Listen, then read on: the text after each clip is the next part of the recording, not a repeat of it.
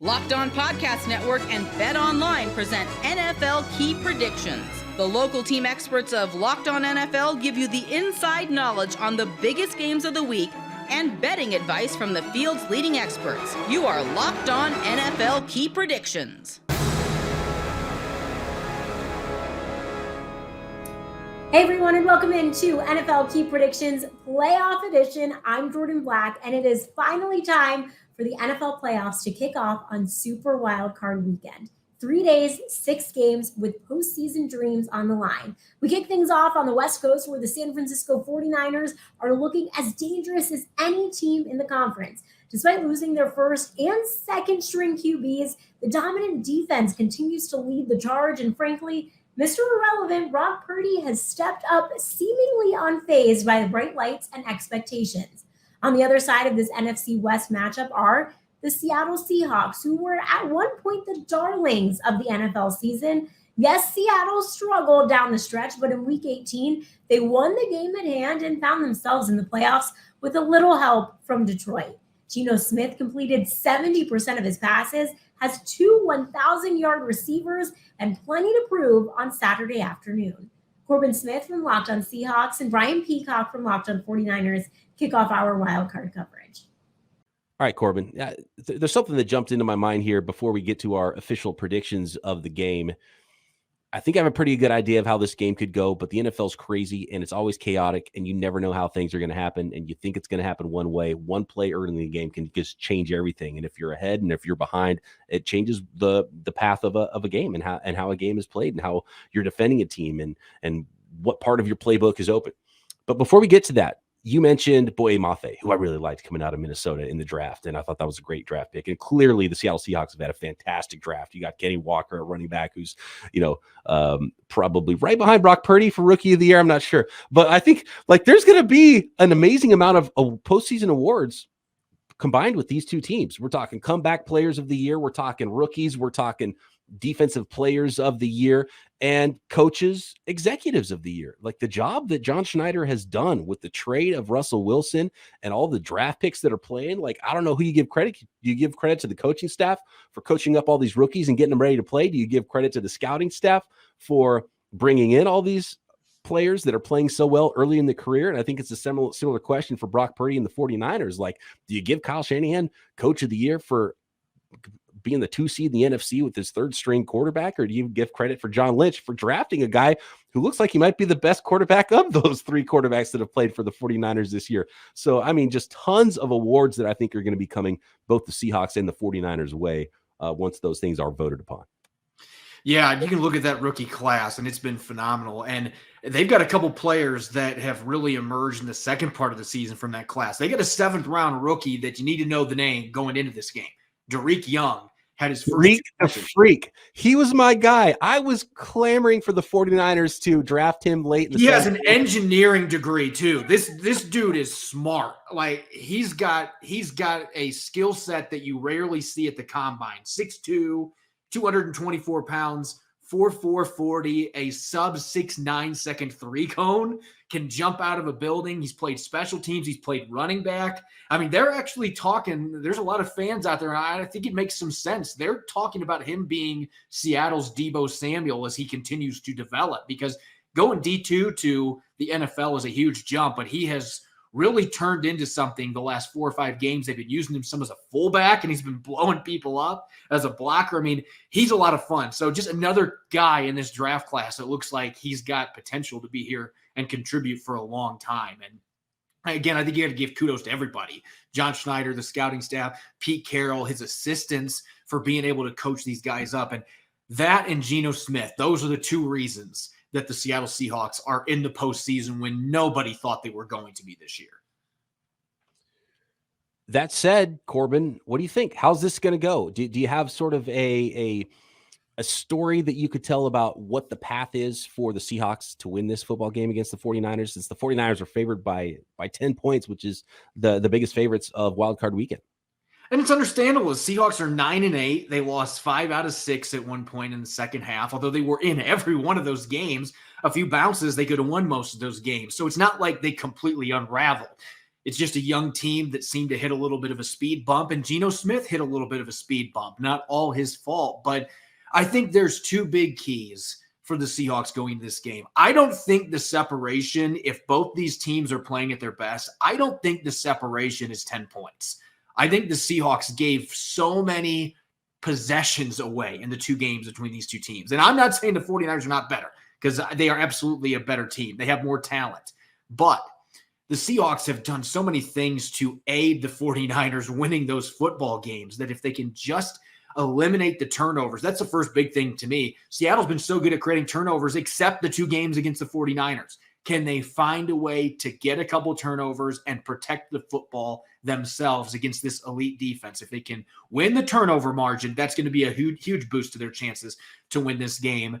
And the second big thing for me, they have got to find a way to limit the negative plays on first and second down. They had 30 plays on first and second down that went for 0 yards or negative yards or were a turnover in the first two matchups. You can't do that against any defense, let alone San Francisco's. They had an average of third down and 10.5 yards in the last matchup. You can't do that against Nick Bosa. He is going to get to the quarterback every time when he can pin his ears back like that. So they have got to be better on early downs and stay on schedule. If they can do that and win the turnover battle, just those two things, I think the Seahawks have a legitimate opportunity to come in and make this game very interesting, if not find a way to pull the upset. Those are two things that are going to be difficult to do, but if they can accomplish them, it gives them a chance to be able to go to Levi Stadium and pull off a little bit of a stunner here. It does make me a little bit nervous to say the 49ers are going to walk in and just blow out the Seahawks, a team that they're seeing for the third time this year. Pete is the first coach to get a second chance at Brock Purdy. I do think the 49ers are better. I do have the 49ers winning this one, but I'd put it more like 6 points than 10 plus points. And certainly it could be a blowout. And the 49ers have looked really good against the Seahawks in the two previous games. And I would say the games, last year, a lot of people are trying to draw comparisons between the 49ers not being able to get past the Rams for the third time in the playoffs last year. And I think those Rams 49ers games were a lot closer all three times than especially the first game was against the Seahawks this year. So I do like the 49ers in this game, but it's interesting. And it's not always sexy to talk about turnovers, but it's so important in the NFL. The 49ers were either 12-0 or 13-0 this year when they were either even or won the turnover battle. So that's absolutely huge. And when the other team throws you the ball, you got to catch it. We saw Quandre Diggs catch one to help seal the fate for the Seahawks to get into the playoffs against the Rams last week, and dropped one against the 49ers. And so sometimes that could be the difference. In those are the biggest plays and the biggest tide turners in a game. The AFC playoff picture will be a gauntlet for anyone coming out of Wild Card Weekend. For the Chargers, their run will be judged on the decision-making of their coaching staff, who elected to play starters in a meaningless Week 18 game. Win, and it all fades away. Lose, and we could be hearing hot seat rumors in the offseason. If Justin Herbert wants to cement his status among the Mahomes, the Burrows, the Allens of this world, it starts in Jacksonville. And it will be in Florida, where the 2021 number 1 overall pick, Trevor Lawrence, is playing up to his draft stock. Just 1 year ago, this franchise was in shambles. But under Doug Peterson, the Jaguars rattled off 5 straight wins to close out the season, secured the division title, and entered the playoffs for the first time since 2017. Daniel Wade from Locked On Chargers and Tony Wiggins from Locked On Jaguars preview the Saturday matchup. So we recap the storylines of both of these teams, health and wealth, guys being able to be in place and put their best foot forward. We're not even going to talk about the 38-10 game earlier this year because both teams are different.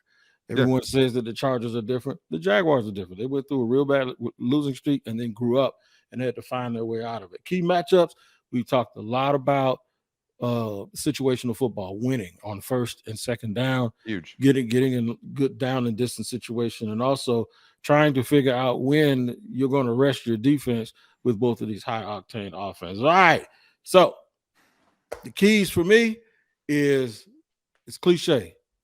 No turnovers, run the ball, stop the run.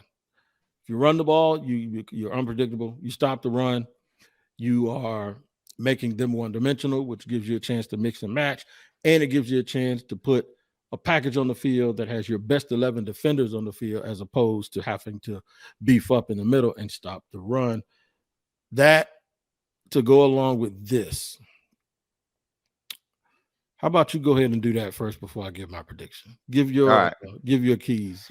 Yeah, I think for, the Chargers, your keys have a lot to do with a lot of what their losses are. And although the two teams are different, I think the Chargers can learn from their mistakes in the first game. And if the first game, or this game starts like the other game started, the Chargers don't have a shot. I think the Jaguars have come a long enough ways since that first matchup that you're not going to be able to hang in the game, right? You could end up getting blown out if you're not careful, if you can't learn from your mistakes. The Chargers' first 4 drives in that first game went like this: 3 and out, interception, fumble.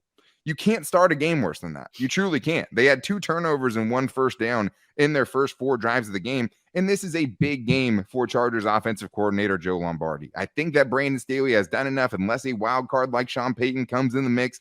Maybe they think about switching things up. I think Staley's done enough, and he's earned himself that 3rd year. Joe Lombardi, the offensive coordinator, I think he's coaching for his, job right now. I think if the Chargers go down in this game 31-14, I think that dude, I don't know if there's any chance he keeps his job. I think this is a really, really big showcase for him, and the Chargers are going to need it.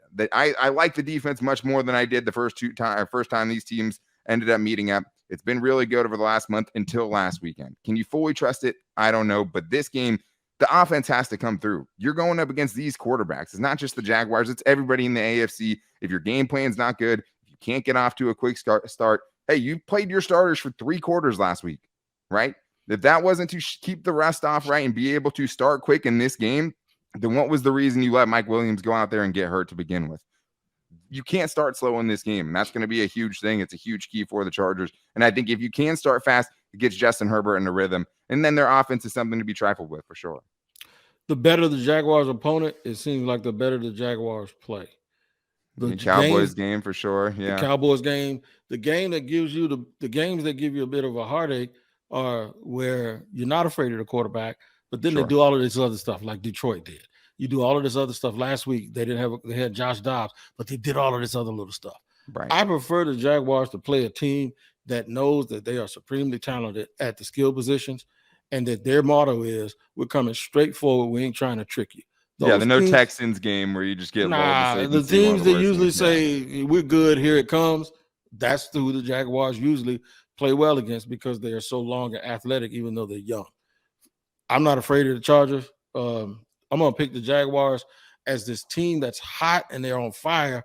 You know it's going to come to an end soon. It's not going to come to an end this week. I'm going to pick the Jaguars to win 34-31 against the Los Angeles Chargers. Yeah, I can see that. The last time I checked on BetOnline, the official betting sponsor of the Locked On Chargers podcast, it was a pick 'em. At some places you even have the Chargers favored, and it seems weird to me because the Jaguars do have better wins on their resume, right? The Chargers don't have a team like the Cowboys on their resume. The Jaguars also have more confusing losses, like the loss to the Texans, right? And losses like that. So it's interesting to see how these teams end up playing each other. The first time, these teams are so different that I don't see necessarily a blowout. I think it's going to be a close game.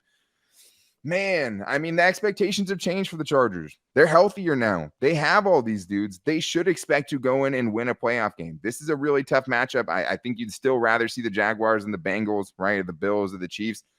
But I don't think they're as far behind as, many people might think they would. I think this is a really, really good Jaguars team. If I think the Chargers pull it off, that's a really, really good win for them and really good momentum to show, hey, we're here in the AFC. We can actually, we're getting better. We're going in the right direction. I think they pull it off, Wig. I think the Chargers get this one. Hey, but I said that last time, right? So this time around, I'm going to go 27-24 Chargers. I'm going to trust their defense a little bit more than you are. The offense scares me a little bit, but I think they find a way to win. Both these teams are battle-tested. Both these teams have won close games this season. The Jaguars have been in playoff mode for a month, and I think that's going to help them in this one. I think it keeps it close, and I think the Chargers pull it off. LinkedIn Jobs helps you find the qualified candidates you want to talk to faster. Post your job for free at linkedin.com/lockedonnfl. That's linkedin.com/lockedonnfl to post your job for free. Terms and conditions apply. What's up? Oh, I'm just compiling all the top sports scores, news, and odds so I can make the very best picks. Me too. BetOnline.net. Get into the action anytime, anywhere at BetOnline.net.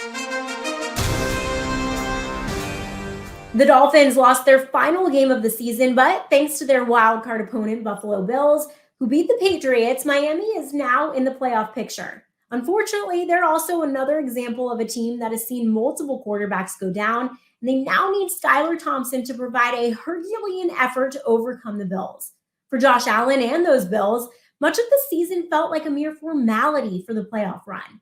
Now, with Damar Hamlin's recovery pushing this team's on-field performance, there is a sense of destiny around this squad. Kyle Crabb from Locked On Dolphins joins Joe Marino from Locked On Bills to preview this AFC East matchup.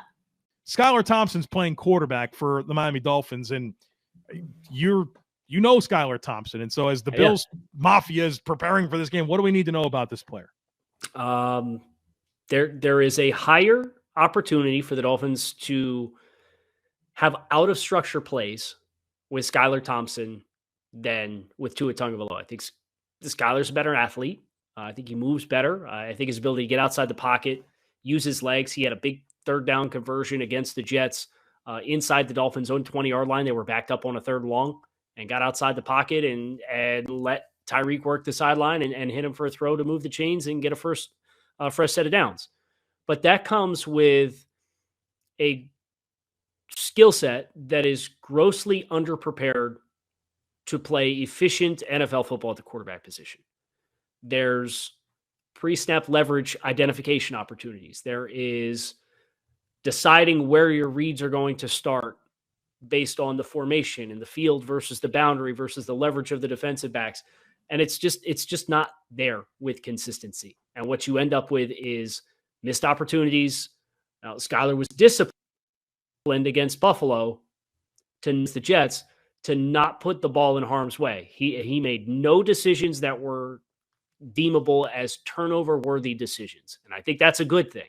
Mm-hmm. But there is a glass ceiling with Skylar Thompson that would have to be broken through crazy, off-structure, non-sustainable types of individual plays throughout the course of the game that could get you some explosive plays. But he's a 7th-round rookie who played at Kansas State in the Big 12, and it shows as far as getting up to the line of scrimmage, understanding where I'm supposed to be, what routes I'm eliminating based off pre-snap leverage, taking that information, making sure I'm getting to the right side of the field. They had a 3rd and long with Tyreek Hill and 3 strong, and the Jets played Tampa 2 coverage, and Tyreek Hill from the 3 strong with nobody collisioning him had a hook curl defender that buzzed to 2 strong, and he sat down and he ran just a sit route at 10 yards of depth. And Skylar was not even looking to that side of the field to try to win the field with a different combination. Made us lined up, yeah. Yes, just missed opportunities based on not consistently. And he's a 7th-round rookie, so you're not surprised that that's a variable with his game that exists. But it's what has us coming into this game as the Dolphins fan base saying expectations are about nil, because there was some debate off of the preseason of, wow, Skylar Thompson's really a gamer. He's got some really likable qualities, and he does. But he does not give the Dolphins the best chance to win the football game. And because of that's you would need outlier performance Skylar Thompson for the Dolphins to put significant points on the board on Sunday. Teddy Bridgewater, I think we should at least bring up the name. If I'm not mistaken, he was active against the Jets and could play if needed. What logic can you give us here in terms of why he wouldn't be the quarterback, a pretty highly paid backup? So he had a dislocated finger on his throwing hand against the Patriots. He played the first 40 minutes or so of that game through a pick six that took away a lead for Miami and even the game back up. And Mike McDaniel is very game plan specific as far as he really tries to cater to the strengths of the players involved. And let's be honest, Teddy Bridgewater and Skylar Thompson are different skill sets. And I think that's something the Dolphins are going to have a sit down, honest conversation about, because last year it was Tua and Jacoby Brissett, and find me 2 more polar opposite skill sets than Jacoby Brissett and Tua. And this year with Teddy is an underneath check down passer, but nothing he does is quick twitch, right? And he can't get outside the pocket. That's the same thing with Skylar. So I think he probably views Teddy at not 100% with an injury to his throwing hand that limits his ability to consistently throw the football. He'd rather have a 100% healthy thrower who then on top of that can give you some elements with his legs. I got you. I appreciate that insight. I know that Bills Mafia thanks you for shedding some light on some players that maybe there's not as much familiarity about.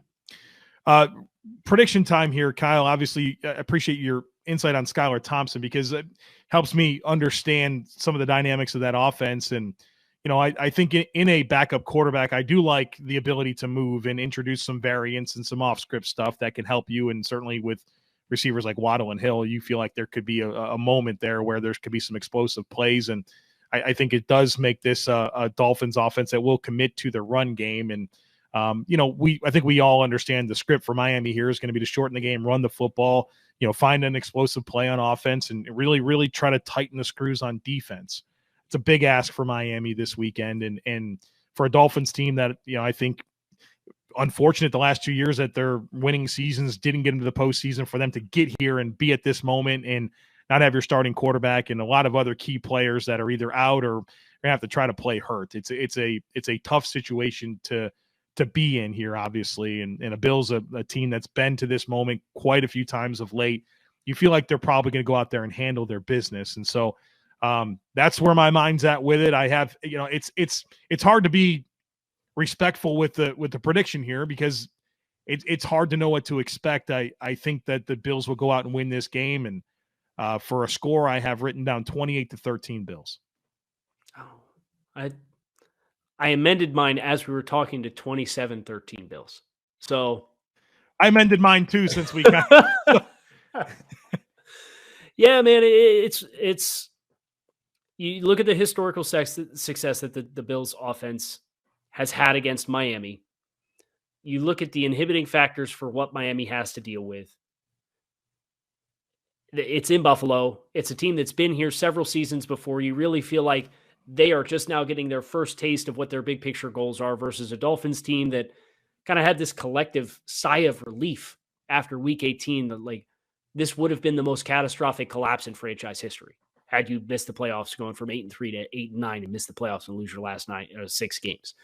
So kind of that emotional roller coaster.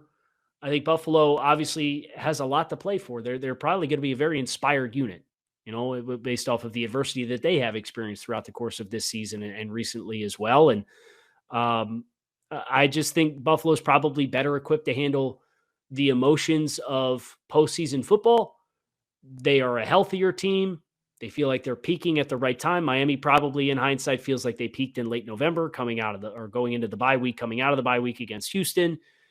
And as you said, all of those elements just kind of add up with a team that would not be surprised to see kind of mill around. It's a 7-point game, 10-point game, maybe getting into the fourth quarter, and then Miami tries to press, and I'd expect that's probably when the levees break open. So put me down for 27-13, Buffalo taking care of business at home. For much of the season, the New York Giants were discussed as a well-coached team with players punching above their weight class. If that's the case, they punched all the way to the postseason and can now see how Daniel Jones handles his first playoff appearance, taking on the Minnesota Vikings. Minnesota has been the king of close calls and can be seen as lucky or determined over the 17-game season. Now, though, as just 3-point home favorites, the real test begins. Patricia Trania from Locked On Giants and Luke Braun from Locked On Vikings break down the Sunday afternoon tilt. Well, looking at BetOnline right now, Vikings favored by 3, over under is 48. So what's the implied score there? 48 points. Vikings winning by 3 would be like 26-23, something like 25-22, something like that.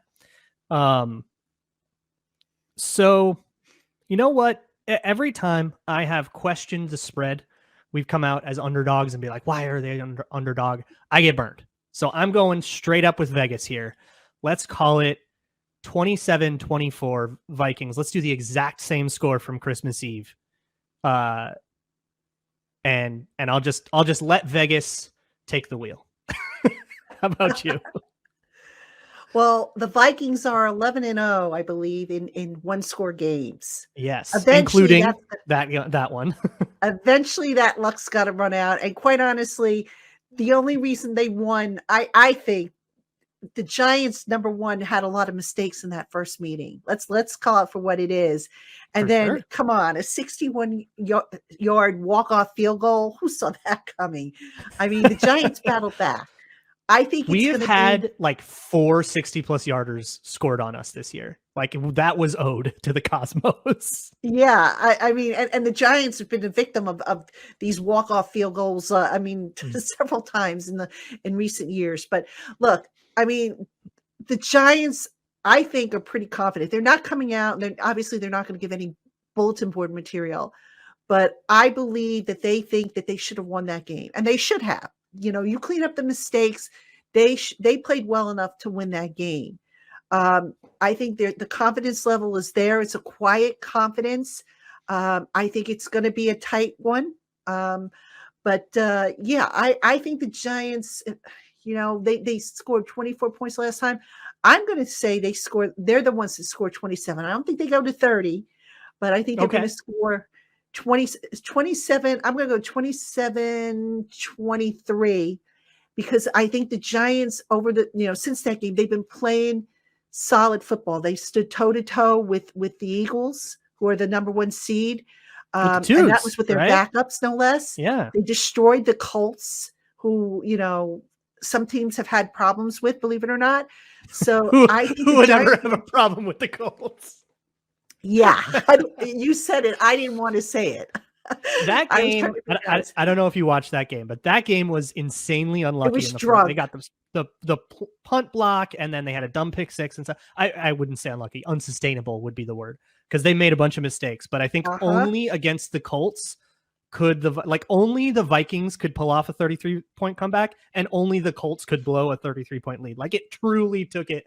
It had to be both these teams specifically. And this is who the Vikings have been. They have this like attack mentality. And this is a Kevin O'Connell thing that they will always be on the attack. They want to run up the score if they're ahead. If they're behind, they're never going to quit. They're never going to give up. They're never going to turtle. If it's close, they're going to try to run away. Like they will always do it, which means you get things like you're up 21-3 against the Bears in week 5. You let them come all the way back because of the way because those attacks didn't work. And then you get things like in the Cowboys game, you get behind a couple and you start chasing the game. You go for a 4th and 1, you go for too many shot plays, and you kind of get stuck trying to be really aggressive to get back in the game. And then it just gets worse on you. But it also leads to you're down 33-0 at halftime. And you're like, well, we'll just score 5 touchdowns. It's fine. And like it means no game is over. So I think I said this in the last crossover, but my true actual prediction is if this is a 3-score game, either way at any point, don't turn it off because it is not over till it's over at any point with the Vikings because of the way that they will aggressively call plays. They'll call shot plays on 3rd and 2 when they're up 2 scores. Like they're just insane like that. And it will either get them back into the game, let the other team back into the game. So it's not over till it hits 000. Don't touch that dial. And I still think, I mean, just a gut feeling here. And believe it or not, I would have said this, a while ago, but I think the Giants pull this one out. I really do. Minnesota, it's almost like you never know what you're going to get week to week from them.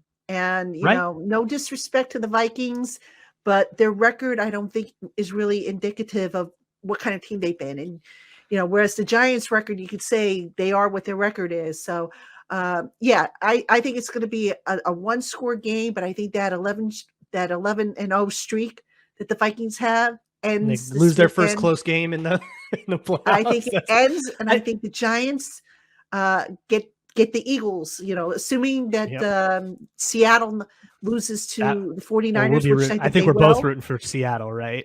Yeah. I mean, that's I think is every Giants fan's dream is for the Giants to get a crack at the Eagles and to knock them out of the playoffs. Oh, but okay, sure. Obviously, you got to get through the Vikings first. Good team, going to be on their home turf, which is why I think they're favored. But the Giants have given some bulletin board material to Vikings fans saying we didn't think it was too loud on Christmas Eve, and we don't think it's too loud to play there. So They've since said it was. So I think it's too late. It's gonna be hopping. I will be at the stadium too. I'll be contributing whatever's left of my voice. What makes Built Bars so good, you ask? Well, for starters, they're all covered in 100% real chocolate. That's right, real chocolate. You heard it right. And you don't need to wait around to get a box. For years, we've been talking about ordering your Built Bars at Built.com, but now you can get them at your local Walmart or Sam's Club. So head over to Built.com or your local Walmart or Sam's Club today. And yes, you can thank me later.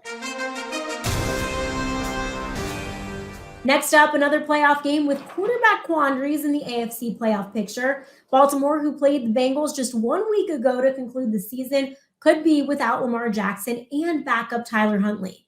It's impossible to gauge what Baltimore's season could have been, and unfortunately, we may never get the full force Ravens unless they pull out an upset on the road. Now, the Bengals under Joe Burrow are naturally in the thick of championship favorites, riding an 8-game winning streak and expecting this Sunday night matchup to be the start of a deep playoff run. Kevin Oestreicher from Locked On Ravens joins James Rapian and Jake Lisco from Locked On Bengals for the AFC North matchup coverage. One thing we'll have to continue to talk about probably on our own respective shows is it's time for the game preview or the game prediction segment of the Locked On Crossover Thursday episode for Wildcard Weekend. Will be the back-to-back games for Trey Hendrickson, Ronnie Stanley. I thought Hendrickson absolutely bullied Stanley, who's been pretty good this year, had one of his worst games of the year probably in terms of pressures allowed against the Bengals. And then a strength-on-strength matchup for me that we didn't really get to talk about, but will be very important in the running game. Tyler Linderbaum, Kevin Zeitler, and DJ Reader. There's a bit of a back and forth with those guys. Linderbaum got the best of Reader on one play that I know went viral on Ravens Twitter, but Reader did his thing too and made a few nice plays in the running game. And so those will certainly be pretty interesting battles to watch, as Linderbaum versus Reader for the next few years will be a fun one when these teams play. And the Bengals linebackers as well. I think they did not have a great game in run defense last week for how well they've played this season. So that'll be something to watch this week, as well as we're looking at that Ravens running game. And we'll get into it a little bit more perhaps on our respective shows, because now we have to get to predictions, guys. We're early in the week here. We don't know if Lamar Jackson is playing.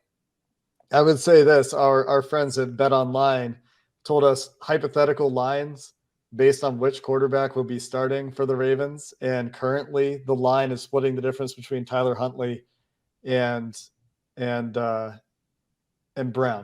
So Anthony Brown. So the markets have very little confidence that Lamar Jackson will play. We don't know that for sure. There was a big money bet placed in Indiana on the Ravens in this game as well. But where are you going, Kevin? Bengals big favorites. How do you see this game playing out?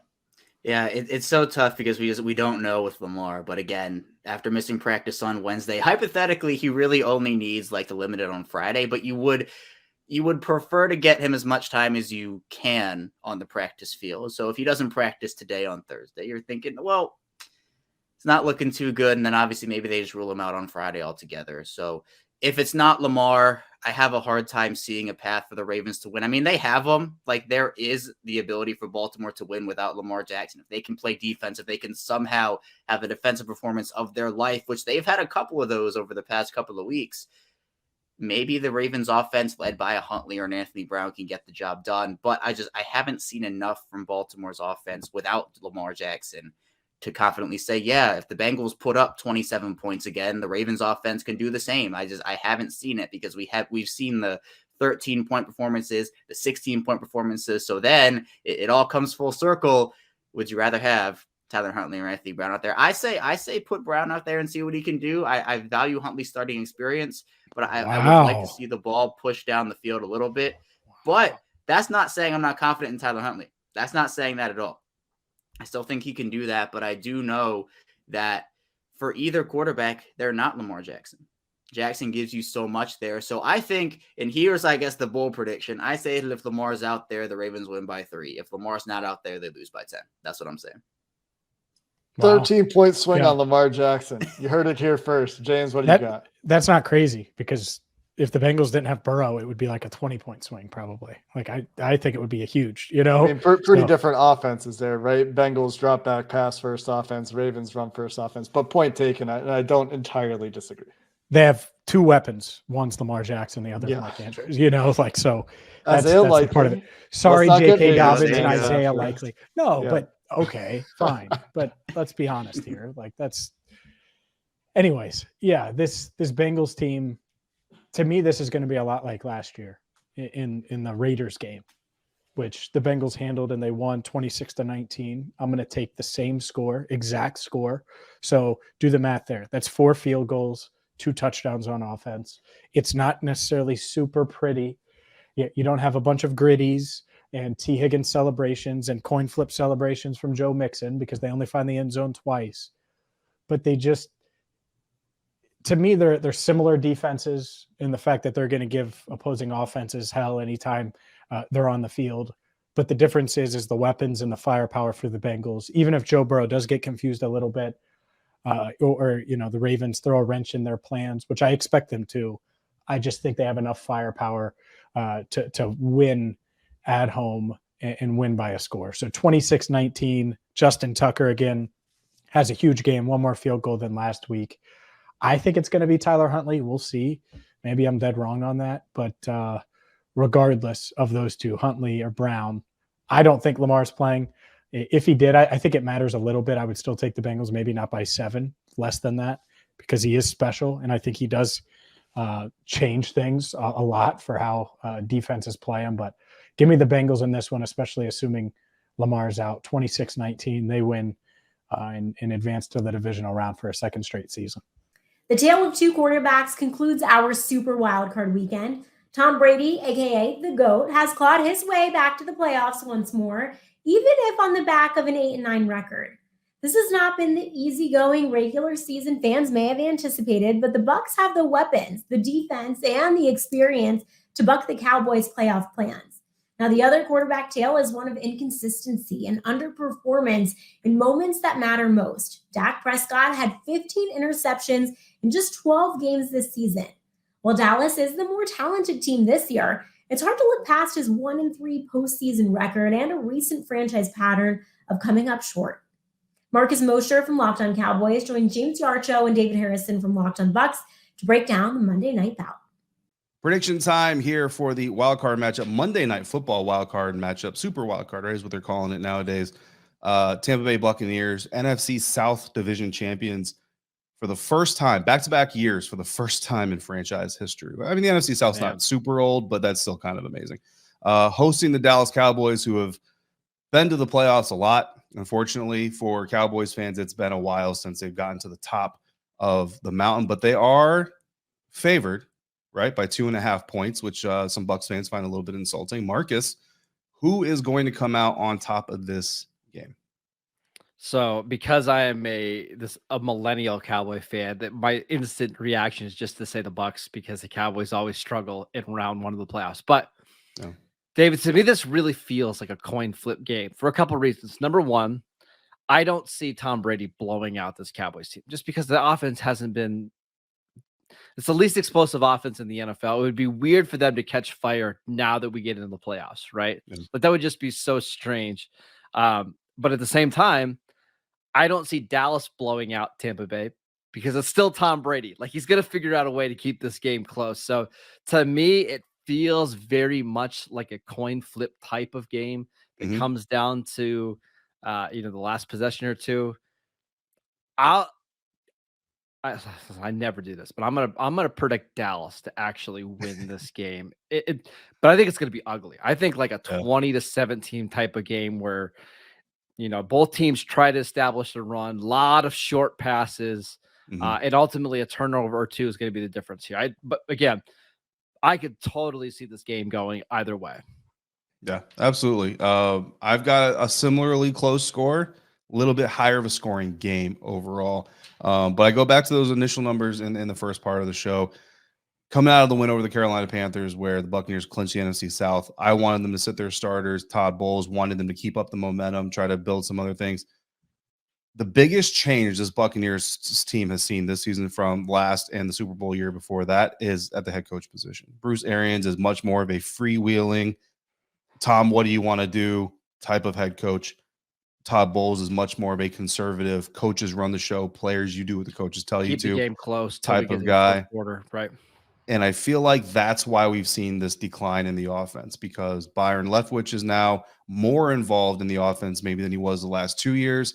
And that is affecting things from a conservative making things more conservative, right? I wonder, and I'm starting to wonder if what we saw in Carolina, we saw a little bit in the beginning part of that Atlanta Falcons game, is more Tom Brady, a little bit less Byron. Now that we're getting near the tournament, maybe Todd Bowles saying, you know what? Now it's time to take the leash off a little bit. Now it's time to loosen the straps a little bit. Let's go ahead and do things a little bit more like 2020, 2021. If that's true and we see that, then I think we're going to see the Buccaneers score more points than they have really for most of the season. But I go back to the Dallas Cowboys. Yes, they've struggled against some teams they probably shouldn't have, but they've also been putting up points while they're going through some of those struggles. So I see a little bit of a higher score. I think 27-24 is how this game ends, and I do think the Buccaneers pull off the home win. But like you, I mean, it's a field goal. That's an interception, a fumble, a punt return, like anything can turn that thing on its head. Bottom line, though, Mark, is it's going to be a really good game. So let's recap this real quick. What is the biggest storyline for the Dallas Cowboys? It's just, can they play better? Can they kind of shake off the rust? David, you and I have basically known that this was going to be the playoff game for a month now, maybe 2 months now. Like we've just kind of known, and it seems like the Cowboys are coasting. Can they shake off that rust and come out with a sense of urgency that we didn't see from them in round one of the playoffs last year? Absolutely. And for the Buccaneers, really, it looks like the last 6 quarters of starter football for the offensive standpoint, if that makes sense, has kind of shaken off maybe a little bit, maybe woken up from their slumber a little bit. Can they maintain that again? 50% scoring opportunities on recent drives. Tom Brady's throwing the ball at an insanely accurate rate lately. Can they continue that? And then my key matchups, Mark, is Tom Brady versus Micah Parsons, because Micah Parsons is just that dude. And it's always going to be quarterback versus that guy. You got to survive that in order to do anything else. And then causing pressure on Dak Prescott, whether it's through the scoreboard, the defense immediately, or just putting him in crunch time situations where unfortunately sometimes he's crumbled. And for me, it's the other receivers not named Mike Evans against the other Cowboy corners not named Trevon Diggs, right? Like, can one of those guys step up? If not, and if Tampa Bay is creating a lot of big chunk plays down the field, Cowboys are going to have a hard time slowing down Tom Brady. The journey to an NFL championship starts this weekend. For every agonizing defeat, there are players, coaches, and teams that will take that first important step on a path to the ultimate goal. Each and every week, we'll continue to bring you all of the insight and analysis from across our Locked On network. Thanks so much for joining us this week. I'm Jordan Black, and this has been NFL Key Predictions.